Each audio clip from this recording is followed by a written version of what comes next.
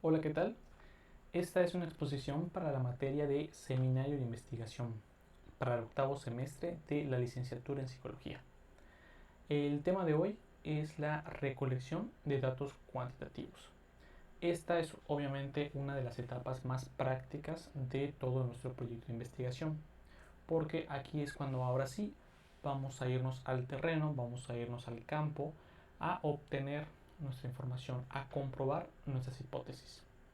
Entonces, la idea de de esta unidad o de esta exposición es que nos quede claro eh, qué instrumentos podemos utilizar, qué características debe tener esos instrumentos y una manera un poco más moderna, y sobre todo en estos tiempos de contingencia, para poder aplicar nuestros instrumentos. Esos serían los objetivos que estaríamos buscando en esta exposición. Una de las preguntas que buscamos responder en esta etapa de nuestro proyecto es, para empezar, a través de qué medios o métodos vamos a recolectar nuestra información. Después de una revisión hecha en nuestro marco teórico, pues obviamente nos puede quedar claro una determinada variable o variables psicológicas. Sin embargo, es válido esta pregunta. ¿De qué manera puedo medir esta variable? ¿De qué manera lo más confiable posible yo podría tener pues una medición, si es posible, de esa variable, ¿no?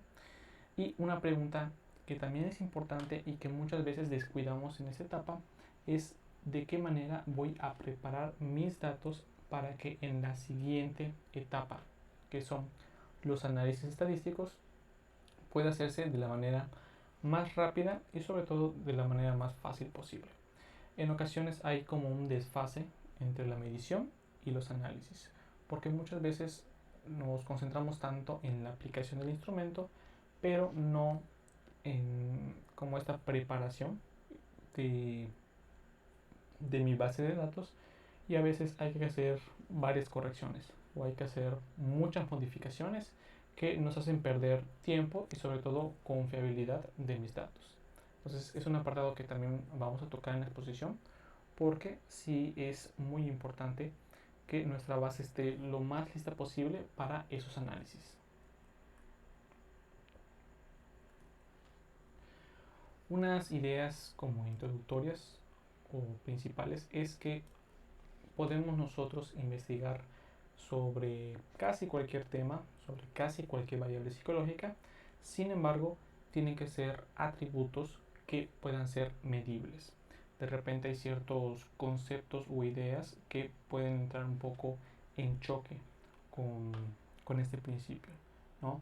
De repente, no sé, la pureza del alma, no sé, conceptos de repente un poco esotéricos que, pues, si no pueden cumplir este principio, deberían ser descartados para cualquier investigación.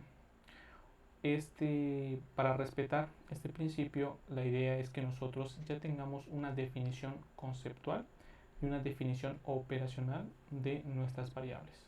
Obviamente eso ya lo hicimos en etapas previas de nuestra investigación, pero aquí nuevamente aparece la importancia de una buena definición conceptual, que solo se logra a través de un desarrollo de un marco teórico lo más completo posible, que nos logre eh, identificar cuáles son las características más importantes de mi variable psicológica a estudiar.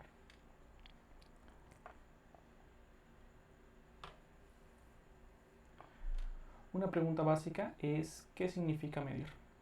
Como tú sabes, en la psicología manejamos diferentes conceptos o términos que muchas veces no podemos ver a simple vista, como por ejemplo la inteligencia, la ansiedad, la depresión, la personalidad, entre otros, son conceptos abstractos. Y nosotros lo que buscamos al medir es cómo este concepto abstracto lo puedo transformar en una realidad y que esa realidad yo la pueda medir. Entonces, ese es el principio, o eso es medir, ¿no? Ponerle un número, ponerle alguna especie de valores a estos conceptos abstractos y que pues vamos a poder hacer un registro de ellos. Y a partir de estos registros pues podemos nosotros realizar diferentes técnicas estadísticas, ya sea descriptivas o inferenciales. Pero entonces, medir es que este concepto tenga algún indicador en la realidad. Como bien dice la diapositiva, sin esos instrumentos de medición que nos ayuden a transformar lo abstracto, pues obviamente no tenemos con qué trabajar. Con respecto a los instrumentos de medición, en la actualidad la psicología y las ciencias sociales tienen diferentes opciones para poder realizar la investigación. Aquí en la diapositiva vas a poder encontrar diferentes opciones. Cada una de ellas tiene su propia metodología, sus propios procedimientos. Y es importante que pues no es el objetivo de esta exposición, ya que cada una de ellas, como te digo, tiene sus propios procedimientos, pero sí sería muy adecuado que tú como estudiante, pues si alguna de estas técnicas te llama la atención o podría serte útil en tu proyecto de investigación, que te tomes ese tiempo de revisar cada una de ellas y explorar de qué maneras se están haciendo en la actualidad. Sobre todo, pues con todo el avance tecnológico que estamos teniendo. Por ejemplo, el uso de celulares, computadoras o tabletas. Lo que ves subrayado normalmente son los instrumentos que más utilizamos en la psicología para la investigación, como son los cuestionarios, las escalas para medir actitudes, sobre todo lo que es la escala Likert, es uno de los instrumentos que pues, tiene mayor frecuencia en las investigaciones, en los artículos científicos, y las pruebas estandarizadas, como por ejemplo las pruebas de coeficiente intelectual o de personalidad. Entonces, son los métodos que más utilizamos en la psicología, no son los únicos, y te repito, debido a la extensión de cada uno de ellos, pues no vamos a poder abordarlos, pero sí es recomendable que tú como estudiante pues puedas centrarte en uno o especializarte en alguno de ellos. Sin embargo, vamos a ver, independientemente de qué instrumento tú elijas, cuáles son las características que debe tener ese instrumento.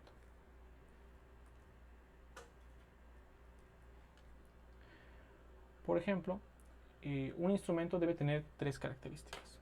La primera es la confiabilidad o estabilidad de la puntuación, la validez, que podríamos decir que es como la exactitud, y por último la objetividad.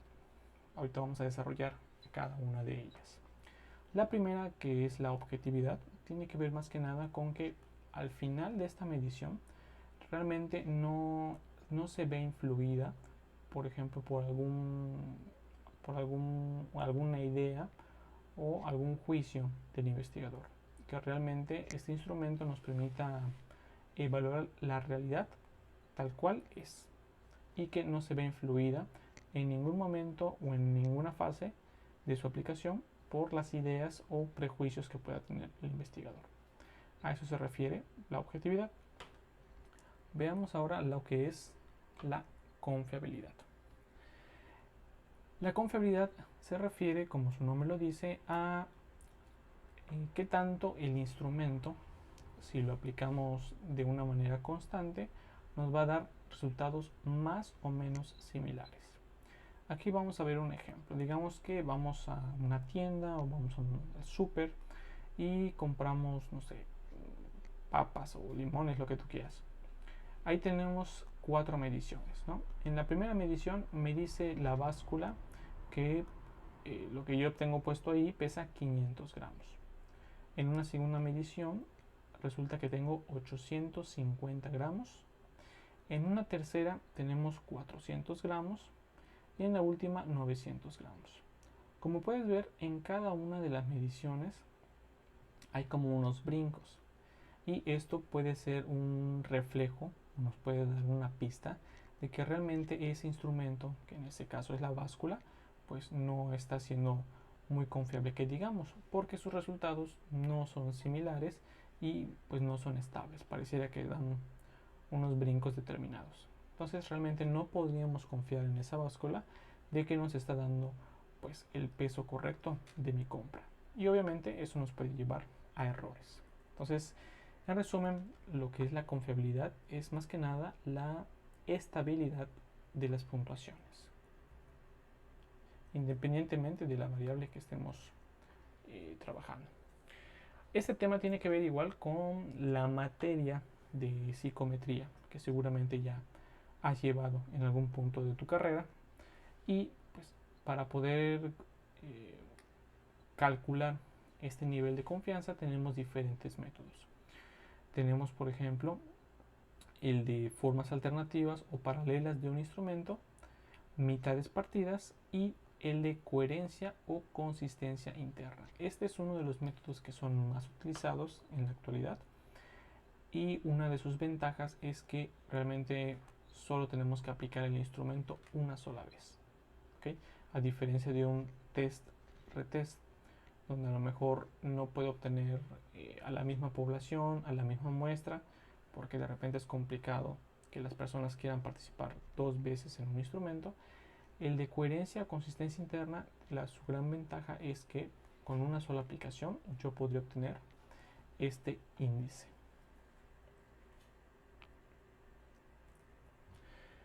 Para eso vamos a ver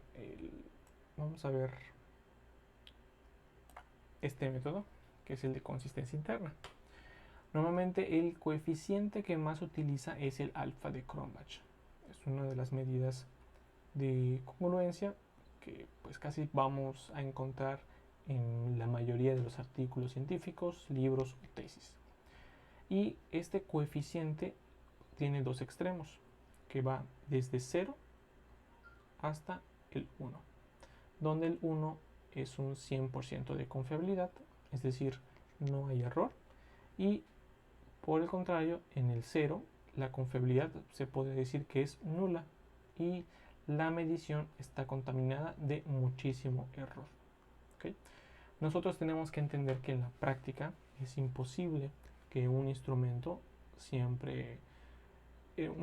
logre alcanzar el 100% de confiabilidad.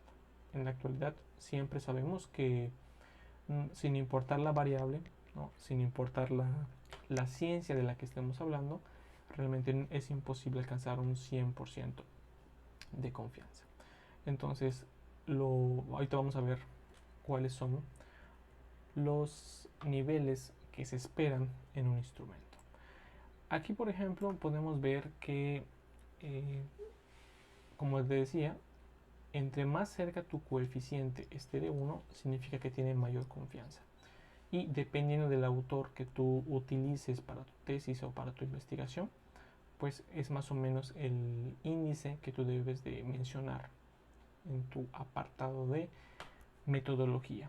Por ejemplo, algunos autores consideran que entre .70 y .90 el instrumento tiene un adecuado nivel de confiabilidad, ¿no? Aquí tenemos a todos estos autores que nos señalan que entre 70 y 90 es muy bueno. Aquí tenemos a Lauriola, que nos dice que para comparar grupos, digamos que, no sé, yo quiero investigar la diferencia entre hombres y mujeres con respecto a la ansiedad, el instrumento que yo utilice debe tener mínimo un .70. ¿Okay? Debe ser un .70 el coeficiente de todo el instrumento. Y también esta misma autora nos comenta que si queremos tener una escala, puede ser una escala de personalidad, una escala de inteligencia, etcétera, diferentes variables, esta escala debe tener un mínimo de .90. Es decir, es un nivel muy cercano al 1 y obviamente pues representa una alta confiabilidad. Hay algunos autores que son un poquito más flexibles, como por ejemplo Garson en el 2013, pues nos dice que si estamos ante un estudio exploratorio, si la primera vez que a lo mejor estamos evaluando este instrumento, a lo mejor mi intención sería validarlo en una determinada población, pues punto 60 es un nivel aceptable, ¿no? Punto 70 ya sería para unos fines confirmatorios, y para un alcance explicativo un punto 80 es bastante bueno. Entonces, te repito, aquí simplemente recordar, vamos a recordar un poquito aquí.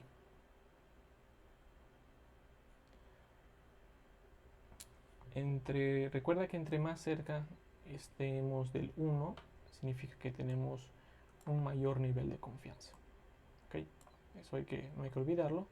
Y pues dependiendo del autor que nosotros utilicemos, pues más o menos vamos a entender la confianza, ¿no?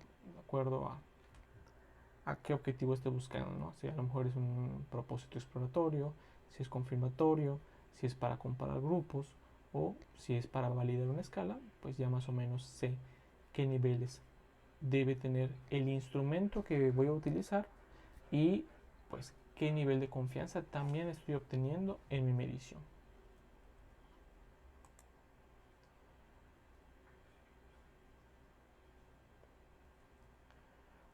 Ahora vamos a ver un pequeño ejemplo, ¿no? Vamos a la práctica de la confiabilidad, cómo podemos interpretarlo. Esto es un pequeño como extracto del siguiente artículo, que es propiedades psicométricas de la escala de satisfacción con la vida en sujetos practicantes de actividad física, de la revista de psicología del deporte del año 2010. Todavía está en el margen. Recuerda que los trabajos que cites siempre tienen que estar 10 años, de 2010 al 2020. Entonces, este artículo cumple la regla y no tiene ningún problema. Obviamente aquí voy a hacer un súper resumen. Es importante que siempre que nosotros estemos buscando un instrumento para nuestras tesis o para nuestros proyectos de investigación, tenemos que obviamente entender todo el contexto del trabajo, ¿no? Cuáles son los objetivos, cuál es la muestra, cómo se seleccionó, etcétera, ¿no? Pero ahorita vamos a centrarnos únicamente en los índices de confiabilidad para que podamos interpretarlos de una forma correcta. Aquí tenemos literal, hice un corte al artículo y nos dice que la consistencia interna a través del alfa de Cronbach de la escala fue de 0.85, que es la flecha negra que estamos viendo en la diapositiva. Entonces, realmente, si recordamos un poquito las diapositivas, pues un 0.85 es un nivel bastante bueno, ¿no? También aquí nos dice que para evaluar la estabilidad temporal se realizó una muestra de 242 participantes en actividad física que terminaron la escala en 2 ocasiones con un intervalo temporal de 4 semanas. Es decir, es como si fuera un test, retest, ¿no? El alfa, que tiene que ver, es lo mismo, que es la consistencia interna, del pretest fue de 0.86, que está reflejado en esta flecha naranja. Es decir, cada vez se acerca más a este 1, donde el 1 representa mayor confianza. Y el alfa del post-test fue de 0.83. ¿Okay? Entonces aquí esta flecha azul es donde está el post-test. Entonces, de esta manera gráfica, de esta manera visual, pues podemos ver que todas las evaluaciones de forma general del pretest y del posttest, todos están dentro de un rango a partir de 0.80. Y eso nos está hablando de un instrumento que pues es bastante, se puede decir que es bastante confiable. Entonces, de esta manera interpretamos el índice de consistencia interna. Te repito algo muy importante, no solo es concentrarnos en esos números, también tendríamos que ver el objetivo, el tipo de muestreo, etc. Pero esto simplemente nos va a servir para aprender a interpretar este coeficiente de confiabilidad.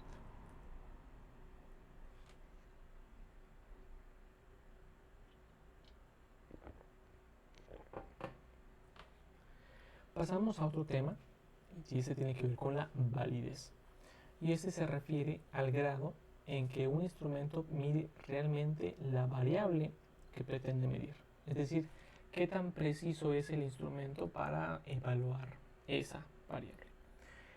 Un ejemplo muy burdo, aquí tengo una jícama, ¿no? Aquí en mi diapositiva, y si yo quisiera evaluar su peso, pues no podría utilizar una cinta métrica, porque esta cinta métrica no sirve para determinar el peso de algo. ¿Okay?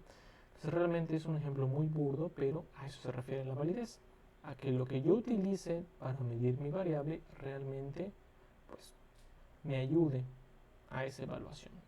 ¿Okay?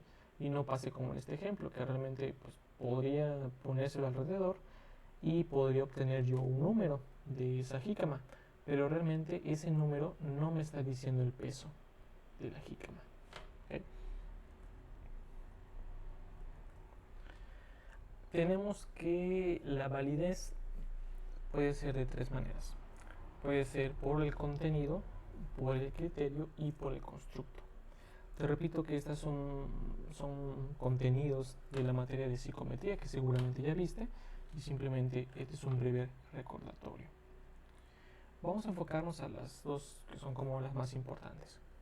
La validez relacionada con el criterio se le conoce así porque lo que vamos a hacer es ver la relación que hay entre mi instrumento, ¿okay? Entre mi instrumento y lo que es un criterio externo. ¿Okay? Y cuando yo junto estas dos mediciones voy a ver qué tanta correlación hay entre las dos. Si realmente mi instrumento tiene esta validez, pues voy a encontrar una relación muy alta. ¿Okay? Como dice ahí, vamos a definir algún criterio externo, que puede ser cualquier cosa, pero que obviamente esté relacionada con este fenómeno o esta variable. Hay dos tipos de validez relacionada con el criterio, que es la concurrente y la predictiva. La concurrente se fija en el presente y la predictiva se fija en el futuro. Veamos algunos ejemplos. Aquí, por ejemplo, tenemos que vamos a aplicar ese instrumento, por ejemplo, este test Celaya, que mide el sentido de la vida desde la perspectiva de Frank, ¿no? Desde la logoterapia. Tenemos ese instrumento y ¿cómo sabemos que se relaciona con algún criterio externo? Lo que nosotros hacemos normalmente en psicología es contrastarlo con otro instrumento que mida más o menos lo mismo. ¿Okay? Entonces, aquí por ejemplo tenemos lo que vamos a hacer es encontrar esa correlación con la prueba de propósito de vida de estos autores y el logo test de Lucas del 84. Entonces, yo puedo hacer una correlación de este test con este test y este test con el de logo test. ¿Okay? Entonces, si realmente tiene ese instrumento, a lo mejor es nuevo, lo estoy creando, lo estoy desarrollando, o a lo mejor lo quiero validar, pues tengo que utilizar este método. ¿Por qué se llama concurrente? Porque lo que estoy haciendo es que estoy aplicando los dos al mismo tiempo. Es decir, en una sola aplicación, en un solo momento, voy a aplicar los tres instrumentos. ¿Okay? Y la pregunta que estamos respondiendo con este tipo de validez es en qué grado el instrumento comparado con otros criterios externos mide lo mismo. Si yo obtengo una correlación muy alta, igual a partir de 0.80, pues yo podría decir que lo que estoy midiendo con este instrumento o con este instrumento pues es más o menos lo mismo. Pues ya con eso yo me podría quedar con este que es más moderno, por así decirlo.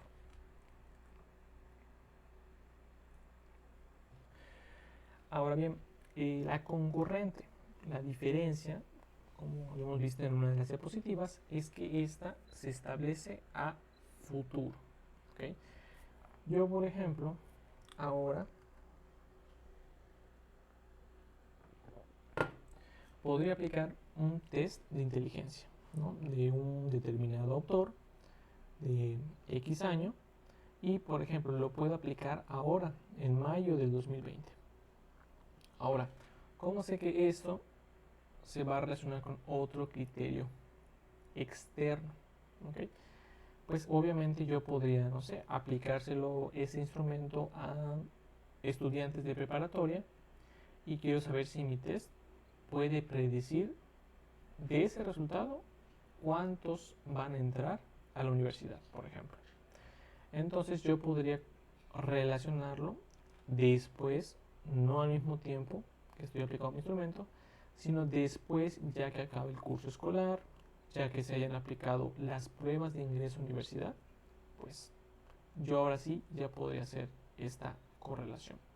Entonces en este caso voy a relacionar el test de inteligencia con las calificaciones y promedios finales y la puntuación en un test de ingreso a nivel educativo, ¿no? Todos estas pruebas, ¿no? Los Cenevales y todos estos procedimientos nos dan una calificación y pues obviamente a partir de una determinada calificación el alumno ya se podría decir que ingresó a la universidad.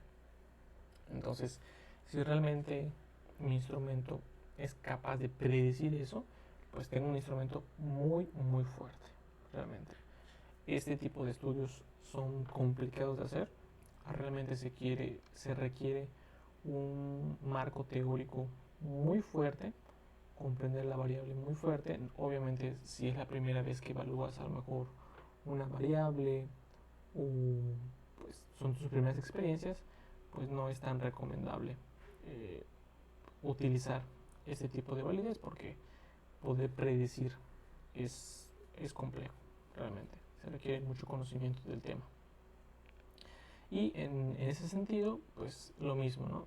Buscamos responder la misma pregunta, que es ¿en qué grado el instrumento, comparado con otros criterios, en este caso son las calificaciones o la puntuación, pues miden lo mismo?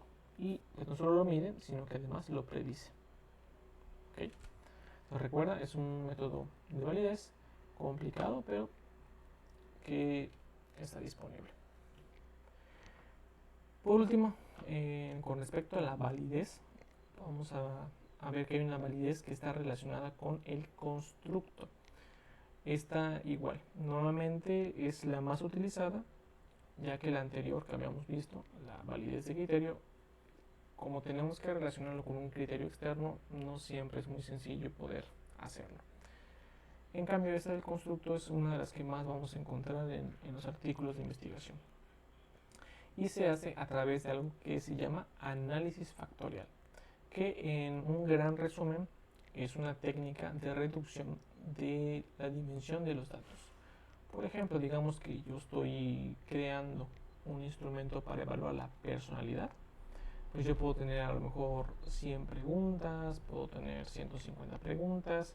Sin embargo, a través de este análisis factorial, lo que voy a hacer es que de mis cientos de preguntas, como que los ítems, las preguntas se van a ir agrupando, ¿no?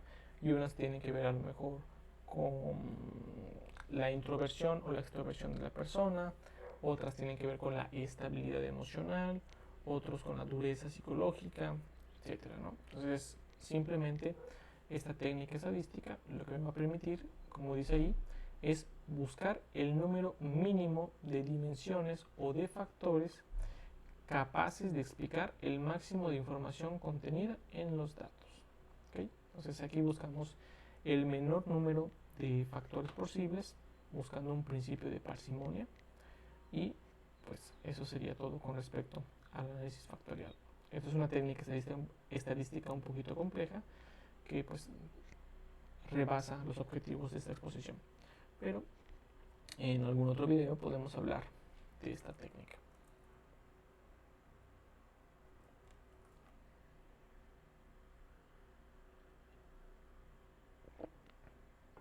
Muy bien, algunos puntos que tenemos que mencionar porque pueden afectar nuestra investigación, sobre todo lo que es la confiabilidad y la validez. En primer lugar, uno de los errores clásicos que se cometen en las investigaciones es que, no sé, me interesa un determinado tema, me interesa un determinado fenómeno y yo al hacer mi marco teórico me doy cuenta que a lo mejor nunca se habría aplicado en México, o a lo mejor nunca se había aplicado en el idioma español.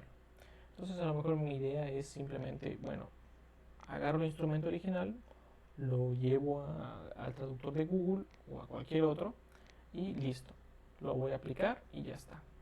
Realmente no es tan fácil, incluso poder validar un instrumento extranjero requiere también un cierto procedimiento para que sea lo más adecuado, lo más culturalmente adaptado a nuestras poblaciones, pero es algo que pasa mucho, ¿no? De repente algún estudiante ve un instrumento, lo traduce, lo aplica y ya está, y piensa que va a obtener los mismos niveles de confiabilidad o de validez.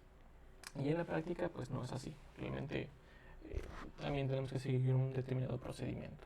Entonces, el primer error es simplemente usar un instrumento que se hizo en otro país y que simplemente no está validado en nuestro contexto. Otro error es usar instrumentos inadecuados para las personas a quienes se les aplican. De repente puede ser que a lo mejor si yo quiero evaluar, no sé, inteligencia, una de sus dimensiones puede ser el, el manejo del idioma, la inteligencia verbal o cualquier otro término. Y esto, por ejemplo, lo llevo a una comunidad maya hablante, una comunidad indígena, pues obviamente va a haber un choque, ¿no? Porque mi prueba está creada desde una perspectiva occidental de la inteligencia y de la inteligencia verbal, pues obviamente a lo mejor no se adapta a esas características. ¿Okay? Entonces hay que tener cuidado. Obviamente otro elemento puede ser el nivel de inteligencia, el nivel de lenguaje que tiene la prueba y a quién se lo voy a aplicar. Tiene que haber, pues sí, ciertas similitudes, ¿no? Para evitar que haya este error en la medición.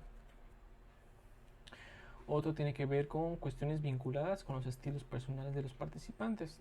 Y eso tiene que ver igual con, no sé, pasa mucho en un contexto organizacional, que a lo mejor yo aplico una prueba para saber si contrato o no a una determinada persona y pues obviamente pues en ese tipo de situaciones pues la persona con tal de obtener el empleo algunas personalidades pues podían hasta mentirnos en el instrumento con tal de obtener ese puesto. Entonces ahí hay que tener cuidado. Y por último, las condiciones en las que se aplica el instrumento. Aquí, por ejemplo, digamos que yo quiero evaluar la concentración, ¿no? Y quiero comparar al turno matutino con el turno vespertino. Entonces, si a lo mejor el turno matutino yo llego a las 7 de la mañana en punto, pues a lo mejor las personas, los estudiantes que estoy evaluando, pues obviamente, pues a lo mejor no están al 100% de su capacidad. ¿Por qué? Porque pues es la primera hora, a lo mejor se desvelaron, tienen sueño. Y si yo voy, por ejemplo, en la tarde y en vez de aplicarlo en su mera entrada, pues a lo mejor lo hago a la mitad de su jornada de estudiantes, ¿no? Eso obviamente a los de la tarde les va a dar una ventaja, ¿no? A diferencia de los de la mañana que pues ni siquiera han terminado de despertar y ya les estoy aplicando un instrumento. Entonces tengo que cuidar mucho que las condiciones en las cuales yo aplique el instrumento sean pues normalmente las mismas para todas las personas, ¿no? Igual, regresando a este ejemplo, ¿no? de concentración, evaluar concentración en estudiantes universitarios, pues podría ser que yo le diga a un grupo, mira, ustedes tienen 10 minutos para contestar el examen. Y yo le diga a otro grupo, bueno, no hay tiempo límite, hagan lo que puedan hasta que terminen el test. Entonces, obviamente son dos situaciones muy diferentes. En la primera puede haber hasta presión por terminar y en la segunda pues no hay esta cuestión de presión. Entonces obviamente esta condición de cómo apliqué el instrumento va a afectar los resultados de mi prueba. Entonces tengo que tener cuidado con las condiciones. Como para ir concretando un poquito, ¿no? El libro de Sampieri, en el cual se basa esta exposición, resume muy bien los temas y nos muestra estos tres dibujos que representan como las diferentes situaciones que nos podemos enfrentar ante un instrumento.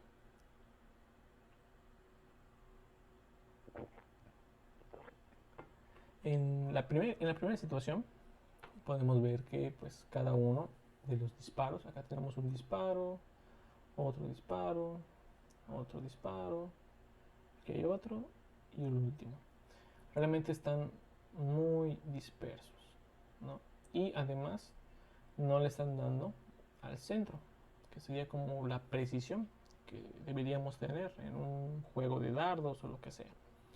Entonces realmente el hecho de que los disparos estén demasiado lejos unos de otros, pues nos está hablando de un instrumento que a lo mejor no tiene ni confiabilidad, sus disparos no son estables porque cada uno se va a una dirección determinada y tampoco es preciso.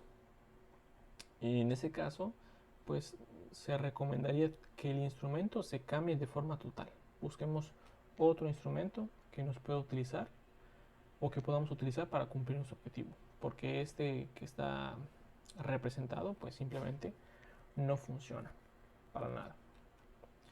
Tenemos una segunda situación que podemos ver que, a diferencia de la primera, donde los disparos están muy lejos entre ellos, acá no, acá los disparos están relativamente juntos y eso nos habla de una estabilidad de la prueba. Sin embargo, aunque están todos juntos, realmente pues no están siendo precisos, porque la idea es que la mayoría de los disparos esté lo más cerca del centro, ¿ok? Que sería como la variable, ¿no? Entonces este instrumento, como dice acá, tiene una confiabilidad, pero no logra una validez, ¿ok? A lo mejor si tienes un instrumento que tiene esas características, pues valdría la pena pues seguir investigándolo hasta ver si podemos obtener este nivel de precisión o lo descartamos de su uso. Y por último tenemos una situación donde los disparos otra vez están juntos, como en este ejemplo, pero la mayoría se está concentrando en el centro, ¿okay? La mayoría se concentra en el centro y eso nos habla de una adecuada precisión. ¿Okay? Vamos a ver que no todos los disparos están en el mero centro, pero pues sí, la mayoría está concentrado ahí, ¿no? Entender que los instrumentos de medición siempre tienen un nivel de error. No vamos a encontrar nunca instrumentos perfectos. Tenemos que ver que en la medida de lo posible estén en el centro. ¿Okay? Entonces, con este diagrama vamos a resumir las situaciones que podemos enfrentarnos y que pues si tenemos un instrumento que cumple esas características, pues definitivamente debemos utilizarlo para nuestra tesis o para nuestro proyecto de investigación.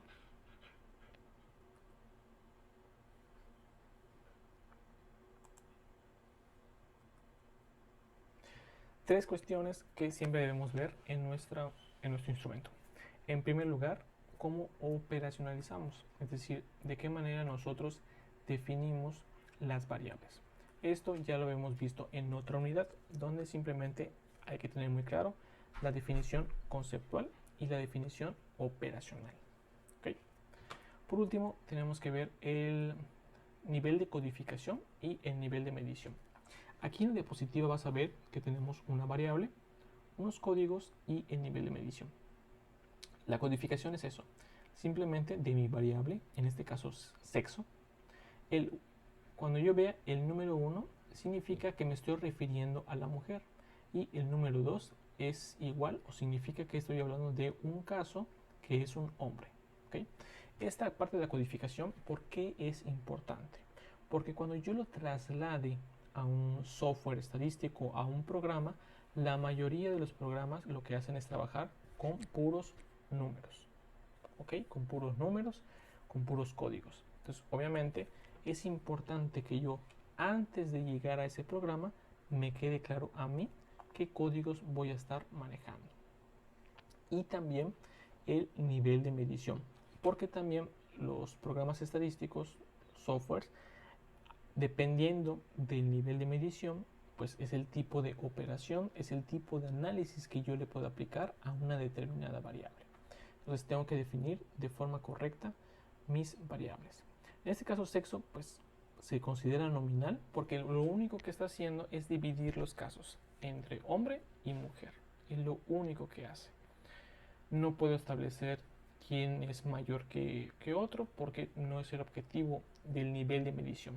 Nominal solamente me va a servir para dividir categorías y ya está.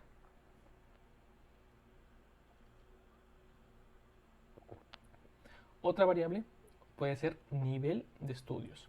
Y como puedes ver en la diapositiva, el 4 significa doctorado, el 3 maestría, el 2 licenciatura, el 1 bachillerato, etc. Entonces, este nivel, a diferencia del anterior en sexo, aquí lo que nos está estableciendo es un orden del nivel de estudios, donde además de dividirlo en categorías, los estoy separando por un determinado orden, que en este caso es nivel de estudios. ¿Okay? Y por último, tenemos la edad. En la edad normalmente no vamos a poner ningún código porque no sabemos qué respuesta podemos obtener. ¿Okay? Entonces aquí en este caso pues es como libre y el nivel de medición es intervalo. ¿Okay? Y por ejemplo la pregunta 1, si estamos en una escala Likert, pues puede ser que diga, bueno, 5 siempre, 4 casi siempre, 3 a veces, 2 casi nunca y 1 nunca. Entonces en este caso ya me queda claro las respuestas, cuál va a ser su código. Y te repito, cuando esto tú lo lleves a un programa estadístico va a ser mucho más sencillo. Entonces siempre crea una libreta de códigos, un documento de códigos para que esta transición sea lo más rápida y efectiva posible. ¿Okay? Y evitar confusiones y malos ratos.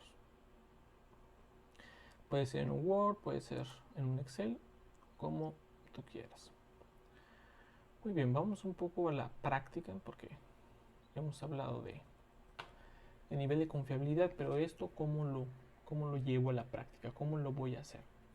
Entonces, lo que vamos a concentrarnos ahorita, vamos a una página web. Recuerda que la información que tú busques, que la información que tú consultes para tu tesis, para tu investigación, tiene que ser información científica, tiene que ser información evaluada y calificada por un comité. Entonces no podemos recurrir a páginas como Rincón del Vago o monografías.com o Buenas Tareas o la página que tú quieras. Puede ser una de las páginas que yo te recomiendo es Google Académico, ¿okay? Para buscar tu instrumento.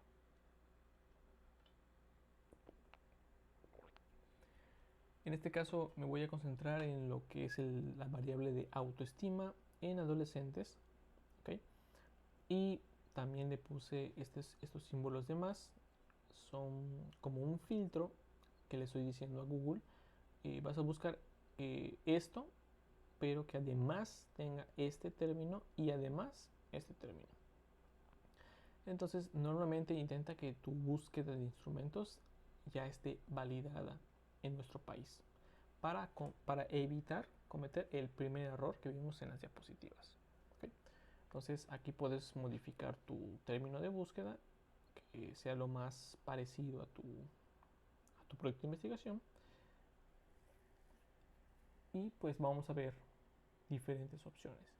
Y aquí en esta ocasión vamos a explorar un poquito la página para que veas cómo se hace. Entonces en este primer artículo vamos a ver que dice consumo de alcohol y autoestima en adolescentes. Entonces acá mi variable central es autoestima. A lo mejor yo quiero, no sé, trabajar sobre autoestima en deportistas o autoestima en estudiantes de prepa, etcétera, ¿no? Entonces aquí, aunque a lo mejor no tenga que ver directamente con mi interés principal, pero pues seguramente voy a encontrar algún instrumento que mida autoestima y a lo mejor si tiene adecuados niveles de confiabilidad lo podría utilizar para mi investigación. Entonces acá tenemos este artículo de la revista latinoamericana de Enfermagem, que no sé qué sea. Me imagino que es una revista brasileña. Y pues vamos a revisarlo, ¿no? Normalmente aquí vamos a encontrar el resumen. Ahorita me voy a ir muy directo. Recuerda que siempre tienes que contextualizar esta investigación, el objetivo, el muestreo, etcétera, ¿no? Pero donde normalmente vamos a encontrar esta información va a ser en la sección de metodología. Entonces aquí nos va a decir el tipo de estudio, el alcance que tiene el estudio, ¿ok? El diseño de investigación, que eso ya lo vimos en otras unidades. Y acá nos está hablando de la muestra, el tamaño de la muestra, ¿no? Y llegamos a la sección de instrumento. Acá me dice que la escala de autoestima de Rosenberg está integrada por 10 preguntas con una escala de 1 a 4 puntos. Es como una especie de escala Likert. Y esta información, si yo quisiera, lo podría llevar yo, por ejemplo, a un Word, ¿no? Donde tengo mi columna de referencia, instrumento y confiabilidad. Entonces lo que voy a hacer es copiar rápidamente aquí la escala de autoestima. Vamos a copiar esta información.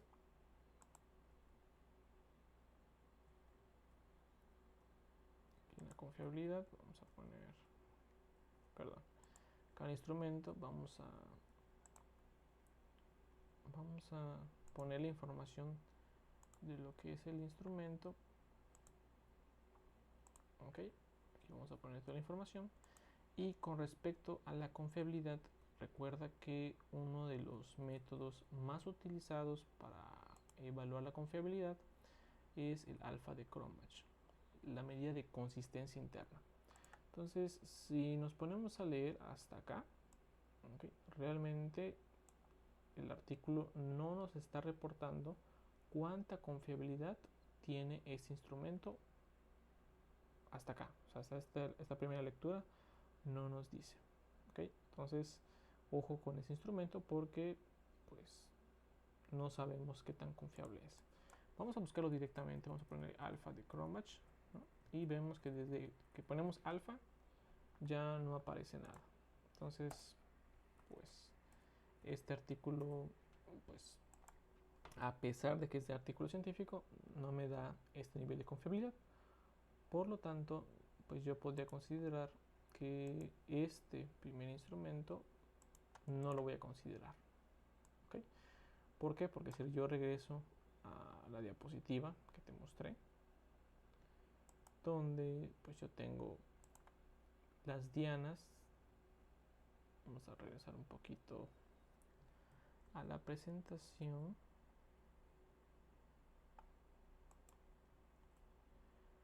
Ahora sí, si regresamos a la presentación, pues sería como esta primera situación. Realmente, pues puede ser que un disparo vaya por acá, una pregunta vaya por acá, y realmente no sé su nivel de confianza. Entonces, si a mí me preguntas este primer artículo que estoy revisando, yo utilizar esa escala de Rosenberg, yo te diría que no, porque no sé su nivel de confianza. No hay ningún índice de consistencia interna. Por lo tanto, este primer instrumento que estábamos capturando, pues va a quedar descartado porque acá no presenta índices de confiabilidad. Ok, vamos a revisar otro artículo. Acá ya había preparado algunos artículos. Aquí nuevamente autoestima, autoeficacia percibida y consumo de alcohol y de tabaco y alcohol en estudiantes de educación. Se parece un poquito a este, ¿no? Aquí consumo de alcohol y autoestima, parece que los investigadores ahí están encontrando cierta relación que valdría la pena seguir. Entonces, nuevamente, te repito la idea. Es importante que tú contextualices toda la información. Yo me voy a ir directamente a la parte de metodología para que aprendas a identificar el nivel de confiabilidad, ¿no? Entonces, vamos a buscar aquí. Aquí está. La escala de autoconsistencia cuenta con 27 preguntas que miden autoestima y estabilidad de autoconcepto. Tiene un patrón de respuesta con puntajes que van de 1 a 4, donde 1 es nunca, 2 corresponde a rara vez, 3 algunas veces y 4 siempre. Y ojo aquí, ahora sí, aquí sí tengo una medida de consistencia interna y de este 0.89, es decir, es una confiabilidad bastante alta. ¿Okay? El único pero que yo le pondría es que es de 0.89 en jóvenes norteamericanos. Sería el único pero. ¿Okay? Pero bueno, vamos a copiar esta información. Aquí vamos a ponerle. Vamos a copiarle. Vámonos a nuestro documento. Aquí vamos a pegarle. Ahí está.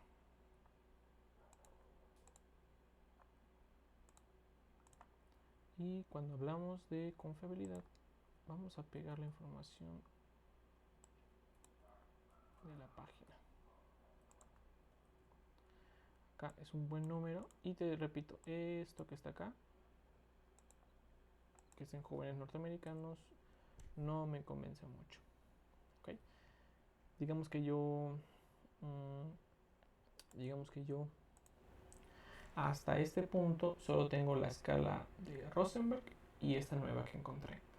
Entonces, hasta este punto, la que tiene pues mayor estabilidad sería la de la segunda, ¿no? Esta escala,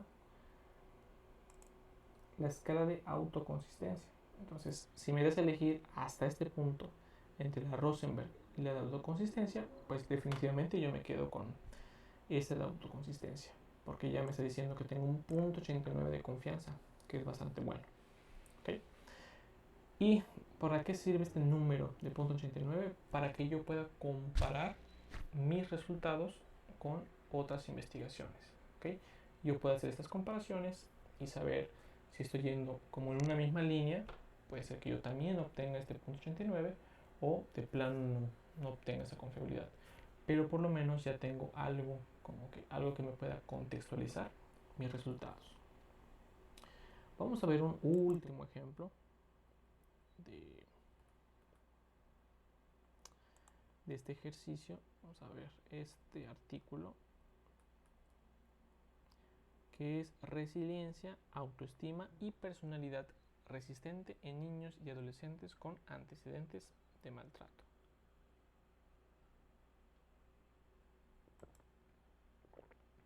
Nuevamente aquí vamos a concentrarnos en la parte de método.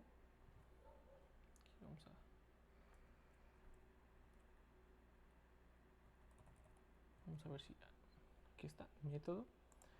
Nuevamente aquí nos dice el tipo de muestreo, cómo se dividen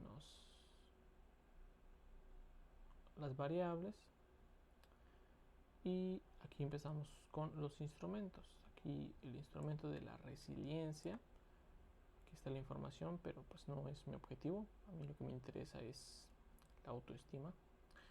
Ándale, aquí está cuestionario de autoestima de Verduzco en el 2004, que consta de 32 reactivos con dos opciones de respuesta, sí o no. Y me dice que un alfa de Cronbach de 0.83. Entonces acá está toda la información que necesito. Aquí vamos a darle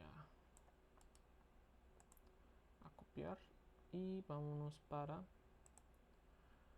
nuestro documento. Entonces aquí simplemente vamos a copiar la información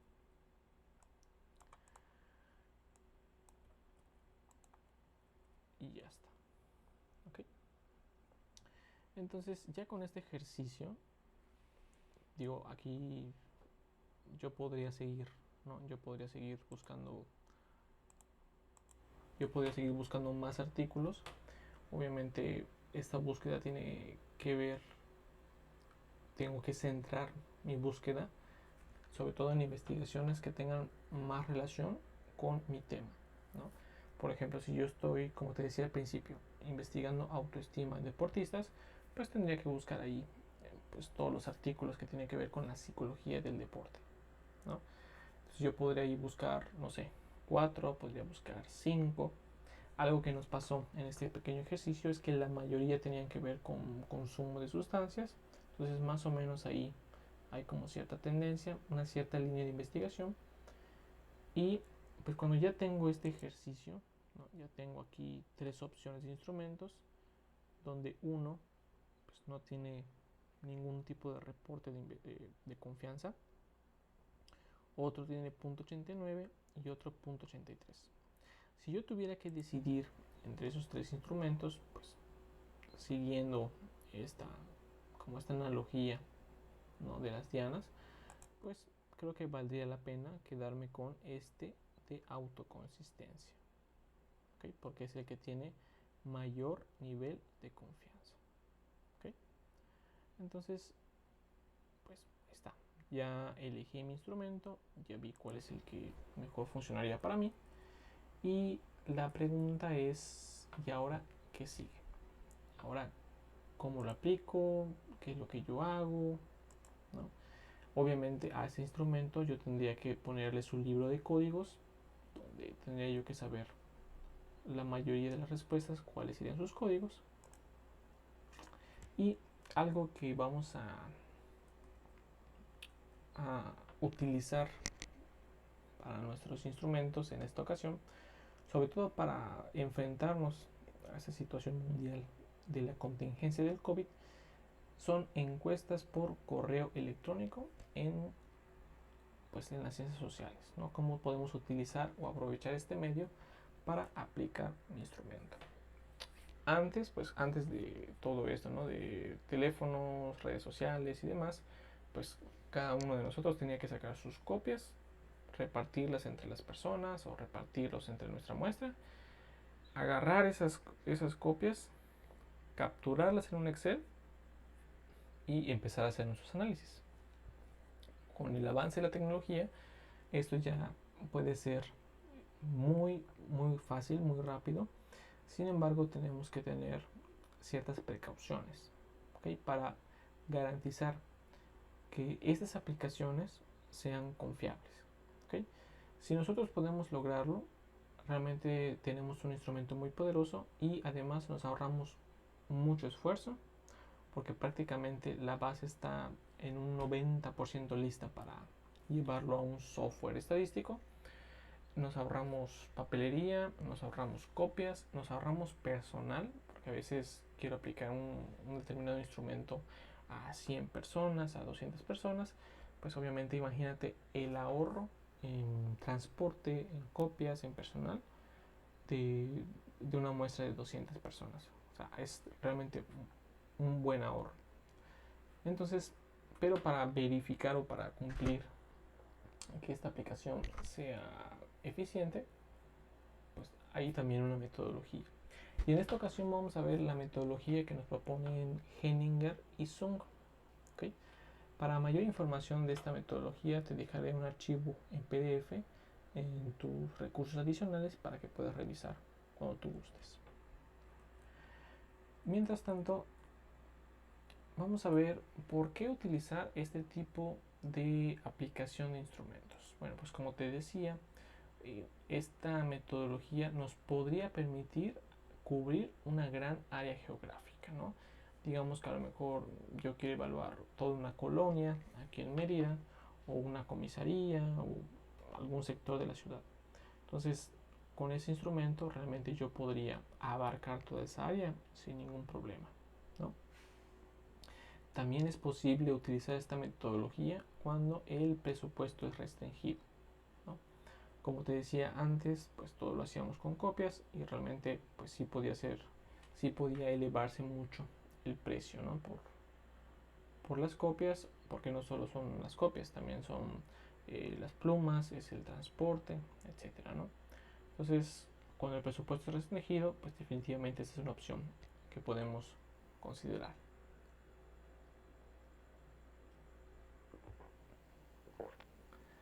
Otra, otro aspecto que nos puede ayudar a considerar este método de recolección de información es cuando a lo mejor lo que yo quiero preguntar a las personas es un poco a lo mejor delicado, es un poco complicado y necesito que a lo mejor tengan tiempo para, para contestarme lo más, pues sí, lo más sincero o lo mejor posible. Si nosotros, por ejemplo, observamos en el centro o en la plaza, antes, ¿no? Antes de esta contingencia, hay personas que hacen encuestas de mercadeo, pues son encuestas muy rápidas, ¿no? Como que llegan y, bueno, ¿qué piensas de esto? ¿Conoces este producto? Sí, no, y rápido, ¿no? Pero hay ciertos temas, hay ciertas variables que a lo mejor yo necesito que la persona no me conteste lo más rápido posible, sino que sea una respuesta lo más reflexionada, por así decirlo. Entonces, en este caso, cuando nosotros lo hacemos por correo electrónico, pues aseguramos que la persona tenga pues el tiempo suficiente para pensar su respuesta y no tenga esta presión de que ya tiene que contestarme, ¿no? Una, ojo, este sí es importante, puede utilizarla únicamente cuando son preguntas cerradas, cuando son escalas Likert, ¿ok? Porque pues cuando preguntamos cosas un poquito más abiertas, preguntas generales, pues obviamente ahí hay que hacer un análisis de contenido y eso se puede complicar.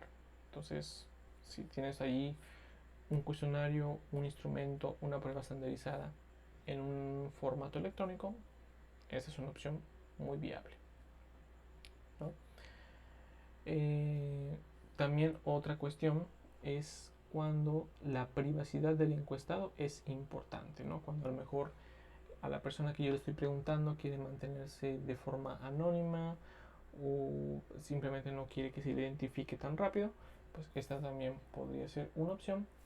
Y aquí un papel muy importante del psicólogo y el cumplimiento de la ética es tener mucho cuidado con la información que recolectamos, porque obviamente pues nosotros podemos tener acceso a un correo electrónico a través de una base, pero tenemos que resguardar con mucho cuidado esa información. Tenemos que garantizarle a nuestros participantes que esa información va a ser almacenada y protegida, ¿okay? Para garantizar su seguridad. Otro aspecto por el cual este tipo de recolección de información es muy importante es porque una presentación visual siempre o normalmente es más efectiva que una entrevista, ¿no? O un interrogatorio, ¿no? Volvemos al ejemplo de esas encuestas de mercadeo, ¿no? En una plaza, en el centro, donde las personas llegan con su hojita y solo están ahí, tac, tac, tac, tac, tac, ¿no? Palomeando. Aquí en las encuestas online, pues es posible que nosotros, eh, que nosotros pues podamos poner hasta incluso imágenes de lo que estamos preguntando. Y por último, cuando tenemos un personal limitado para realizar la encuesta. Eso ya se había comentado, ¿no? Cuando no tenemos presupuesto, pues esa es una muy buena opción.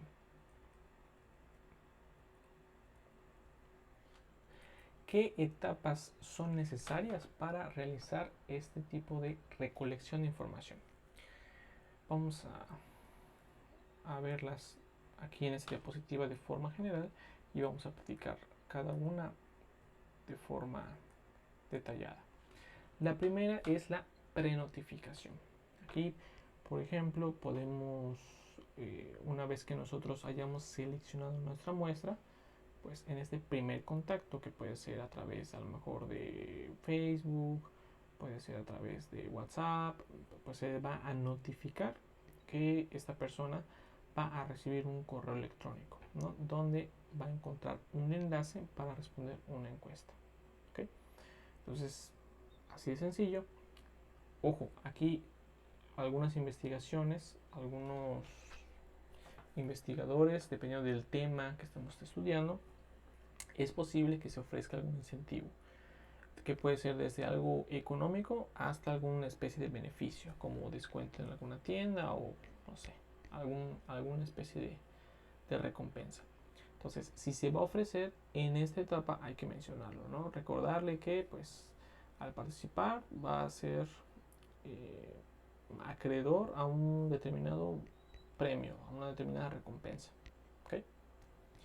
Debe ser redactado en un tono breve, pero positivo. ¿Okay? Aquí simplemente se le va a avisar cuándo le va a llegar este correo electrónico.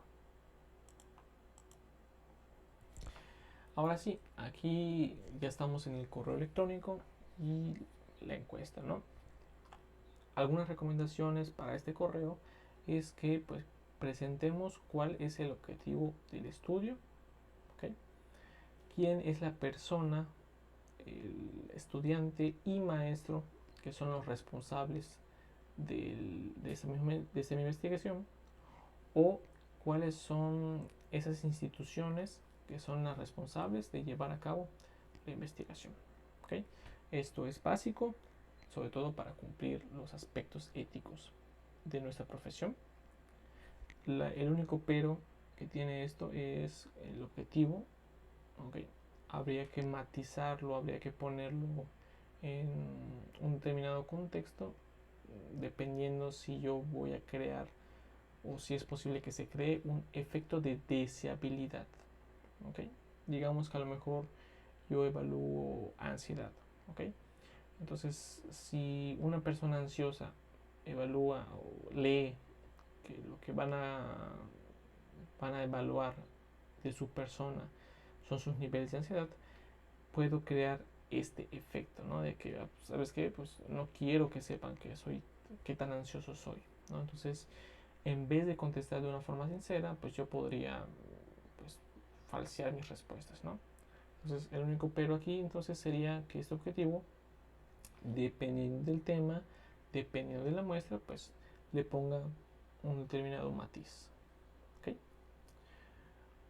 Otro punto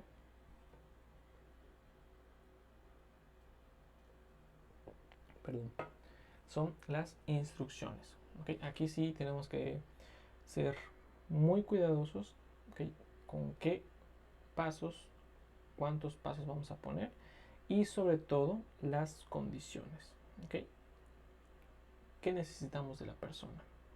Que esté en silencio, que se tome 20 minutos, que se tome una hora, que no abra otras aplicaciones en su celular o en su computadora. Es decir, todo esto que está alrededor de la persona, ¿okay? Todas estas condiciones especiales para contestarlo, que estén en este correo, ¿okay? Que estén lo más claro posible de las condiciones y de los pasos que va a llevar a cabo. ¿Okay?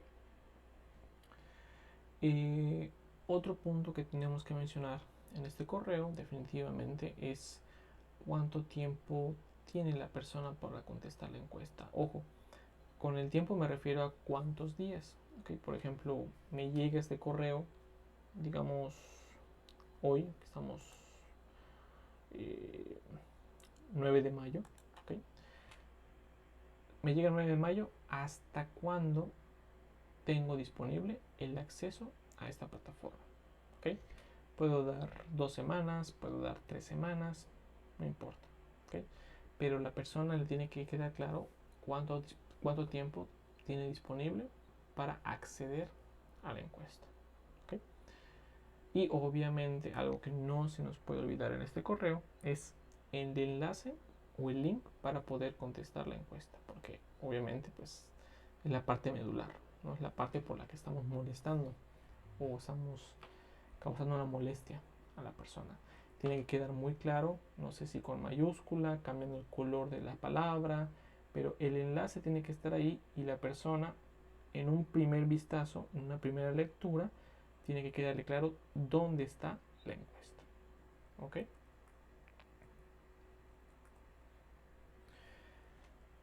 Digamos que yo establezco que mi encuesta va a estar del 9 de mayo hasta el 30. ¿Ok? Entonces yo voy a mandar un correo, repito, está disponible del 9 de mayo hasta el 30 de mayo. Entonces, 5 días antes, 7 días antes, voy a mandar un correo que su objetivo es de agradecimiento, pero también de seguimiento. ¿Okay? Donde pues obviamente va a ir un mensaje de hola, pues estimado participante, estimada persona, te agradezco mucho tu tiempo por haber participado en mi investigación. Y una sección que es importante es recordar a aquellas personas que aún no contestan la encuesta, que aún están dentro de los límites, ¿okay? Que aún es posible su participación. El objetivo de este correo, más que nada, es, como dice acá, rescatar posibles participantes. Sabemos que las personas pues tienen ahí diferentes ocupaciones, distracciones, etcétera. Y es posible que nuestra encuesta pues alguien haya abierto, alguien lo haya visto, pero no sé, por cuestiones de tiempo, lo que sea, no ha participado, no ha llenado esa información. Y pues obviamente esto pues es un dato menos para mi encuesta y me puede llegar a afectar. ¿Okay? Entonces este correo, que se debe mandar 5 o 7 días antes de la fecha límite, pues me va a permitir rescatar a las personas que aún no contestan, y a las que ya participaron, pues agradecerles su participación. Por último, tenemos un correo final que se le considera que es el contacto final, y aquí lo que hacemos es prácticamente agradecerle a la persona, ¿no? Agradecerle, recordar los objetivos, recordar quiénes son las personas, quiénes son las instituciones responsables de la encuesta. Y aquí dice breve retroalimentación de los resultados, y le puse un asterisco porque, ojo, aquí lo que se recomienda más que nada es que la persona, si tú le dijiste que a lo mejor puede acceder a una retroalimentación, no sé, imagínate que estás eh, validando un instrumento de personalidad, y a lo mejor alguien dice, bueno, sabes que a mí me interesa conocer cuáles son mis rasgos de personalidad, pues a lo mejor yo podría poner, ¿no? Bueno, como agradecimiento yo te podría dar una retroalimentación o un perfil de tus resultados. Entonces aquí lo más recomendable sería que la persona pueda agendar una cita, un espacio, un tiempo para que tú puedas platicarle los resultados, ¿no? Pero si tienes ahí ciertos conocimientos de página web y programación, pues podrías incluso mandarle los resultados de una forma directa. ¿Okay? Entonces podría ser el contenido de este correo esta breve retroalimentación. Obviamente tomando en cuenta que muchas veces las personas que nos ayudan con esto no son personas técnicas, no son psicólogos, entonces esos resultados tendrían que tener pues obviamente cierto nivel de lenguaje, cierto nivel de presentación, para que cualquier persona que acceda a este correo pues pueda entender sus resultados. Entonces repito, tiene que haber este agradecimiento, este recordatorio de objetivos de personas responsables, y eh, en caso de que presentemos resultados o presentemos una breve retroalimentación, que tenga un lenguaje lo más sencillo posible, una presentación lo más digerible posible para cualquier público. O en su caso, dar la oportunidad de agendar una sesión de resultados o de retroalimentación.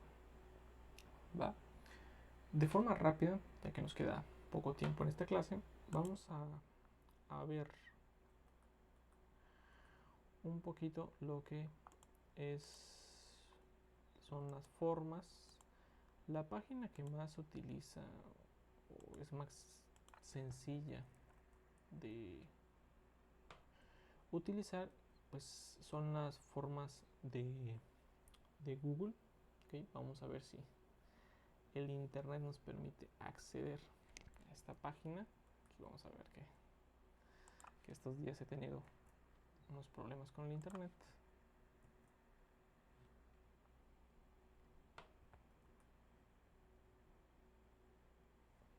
Vamos a ver si tenemos suerte.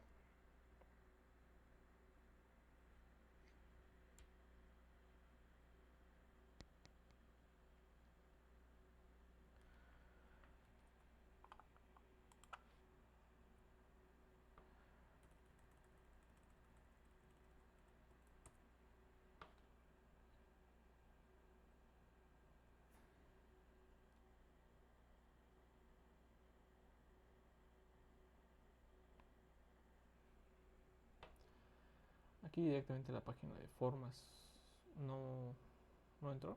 Entonces vamos a irnos primero a los documentos de Google. Algo importante es que aproveches tu cuenta institucional, ya que ahí tenemos un drive con un espacio ilimitado y que hay que aprovechar porque ese espacio normalmente tiene un costo y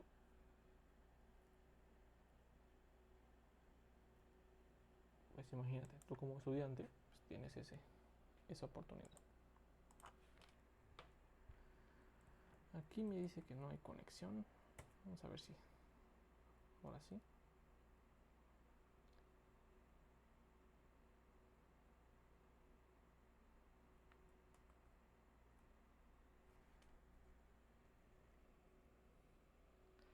Bueno, pues aquí tengo una serie de problemas técnicos. Vamos a dejar hasta aquí este video, pero en otro vamos a ver cómo hacemos nuestra pequeña encuesta a través de las formas de Google. Muchas gracias por tu atención en esta exposición y nos vemos en un próximo video.